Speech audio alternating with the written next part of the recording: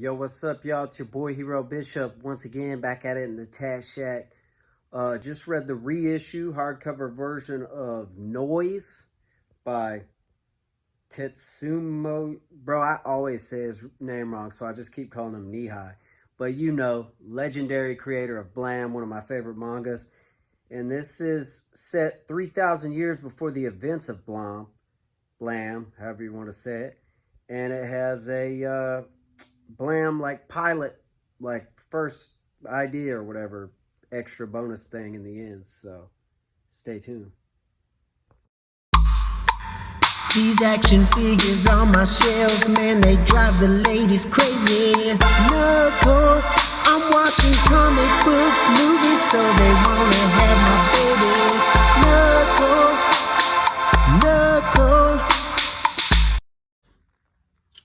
I was really impressed with this, man, and I wish they would make more hardcover manga. Super dope.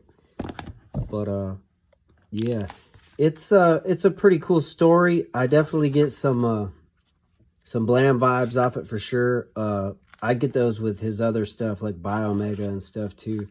But basically, this chick's like some kind of police officer or something, and she gets up in this like orphanage looking thing and like finds all these fucked up shit and starts blasting off her gun at these creatures, and they all fucking look like stuff out of Blam. And there's like this cult that supposedly did it, and she goes back to like her headquarters or whatever, and they take away her gun and kind of like take her off the case. But there's some kind of being like guiding her in a certain direction, and like Clascon or some shit, I don't know, we'll see it in here what the name was, and kind of like guiding her to keep searching for these kids and doing this thing, and uncovering this evidence that she found. And she goes to this shop to look for weapons since they took hers, and she finds this weird sword. And then she comes up on a lot of like other weird ass characters. She goes back to that place where they found all the kids' bodies or whatever, the orphanage thing, and there's nobody there, but there's this weird little frog with like a fucking face. And she starts running, finds the place where this weird cult is, and that's a whole nother thing. She's like, police freeze, trying to fight against them. A bunch of crazy shit's going on. A lot of his stuff, you really have to like interpret it for yourself, I think. And I think he meant it to be that way. Like, and then you see some of these like Silicon Life, whatever the fuck they're called in Blam, like type looking characters starting to pop up, and she has to fight them. Here's some more of the like cult people. He's talking about how the weapons of the world can't hurt them because they're like a new power birthed from chaos. And you see these things that look like all those creatures that chase Keely and Blam and the other people. And she's starting to figure out how this sword works that she got. So that's pretty cool. And she's like, whatever it takes, this holy order, I'll smash them to pieces. In the next chapter, she's kind of like still searching for the cult. These weird creatures are chasing her, trying to kill her and shit. And then like when she's in the middle of kind of trying to fight one with her sword thing, these like police show up and they're like, stop. And then they fucking handcuff her to like this pipe, but then they all end up all getting fucked up by these fucking Silicon Life creatures, whatever you want to call them. And she's like, yo, these fools ain't got the weapons to beat these dudes with, so I'm finna pop out my sword and get out and fight them. More crazy battle shit between her and these motherfuckers right here who can just grow guns and shit out of their arms like on Blam. Then she meets this old man. She's down in the very lowest part of the city. And according to the old man, there's a kid around here who witnessed one of the abductions. So she's walking around looking for this kid. Weird shit. I love his art. Look at that. Like these weird goat animal things fucking plugged into some damn feeding tubes or something. Then she finds these kids, and we're getting some more shit that's leading up to Blam, because in Blam, Keely's always searching for the net terminal gene. And right here it says those kids were so proud that they had the net terminal implant surgery. So what kind of surgery is pricey? And most of the kids around here are too poor to get it. And basically, you find out later that's how they're trying. These fools are trying to kind of like take care of the population and weed out anybody who doesn't have the net terminal gene. Not the cult, these other guys. See, the cult had only been taking kids without implants. So these other guys who want everybody to have the net terminal gene and kind of start a new world, they're against the cult. So she goes through here. This little computer is like trying to guide her. She's, you know, typical Blam architecture, dope looking shit. She's gonna get on the phone. This other little voice is trying to guide her closer. And you get to a point where she's fighting more of these fucking weird ass type of creatures and shit. I love the artwork in here. I always love these H.R. Geiger looking fucking villains and stuff that he does. More fighting, but then what the fuck? She gets straight slaughtered by these fools. Cut in half, arms cut off, head cut off, then her fucking dead body up on a pole. But then she comes to and finds out she's still alive. So you're like, what? And then this dude's basically like telling her, yo, it hasn't been announced yet to the public, but the net sphere will soon merge its many connected entrances into one. We, the Safeguards, are a new organization formed to protect the net sphere and those joining the net. And he's basically saying, like, anybody who doesn't have the net terminal gene is going to die, and you're going to go back and kill this cult. That's why we're building you a new body to help you survive.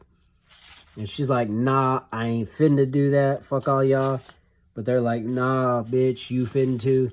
But then her new body starts coming through. She breaks loose, starts fighting against these motherfuckers. And then she her new body kind of looks like the suits from Abra. If you've read Abra, a lot of his work is, I feel like it all fucking goes together.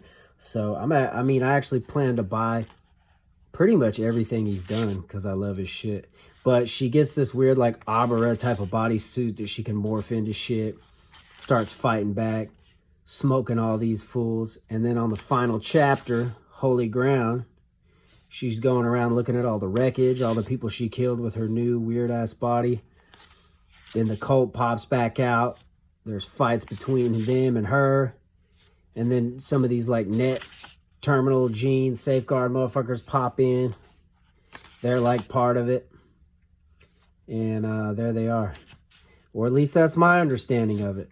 But, you know, with his shit, with his stories, you can always kind of interpret it for yourself. But it just talks about how they started taking over everything. The builders started taking over all the cities, building on the new world. Even the satellites in the fucking orbit like got built by these people who want to force the net terminal gene and just kind of took everything over. And in the end, she said, I was too late. The order succeeded in martyring themselves to chaos and became something other than human. They live on infesting the city like parasites even today. And she's like, I haven't seen a soul more than a century. So she's kind of like on that quest like Keely is in Blam, just searching, you know, trying to find shit.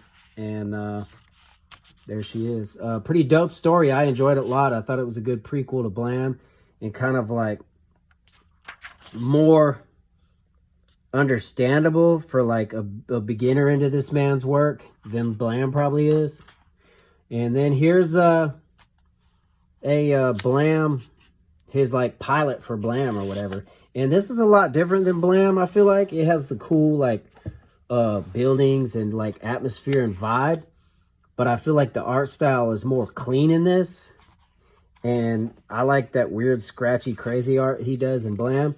And Keely's like more of a cop in this. Like he's around all these people. There's some shit going on over here where they come up on these people that are like buying drugs or something, and these fools start getting smoked. I thought that was cool. Cuts off the bottom part of the face. And Keely pretty much pops in to stop this like weird fucking cyborg computer guy doing the crimes later on. But right here, it just shows him like at his police station or wherever he is. I don't know. He looks very not like Keely to me, but you can tell it's him because he's got the big gun blasting. Not quite the beam emitter he has in Blam, but it's you can see it's pretty crucial. And shows him walking through the vast city. Like I said, a lot cleaner art style than he usually does. And let me see. I don't know. Did he just write this and somebody else drew it? I don't know. Let me check. No, it says it's by him. It was his debut. And he comes in on this dude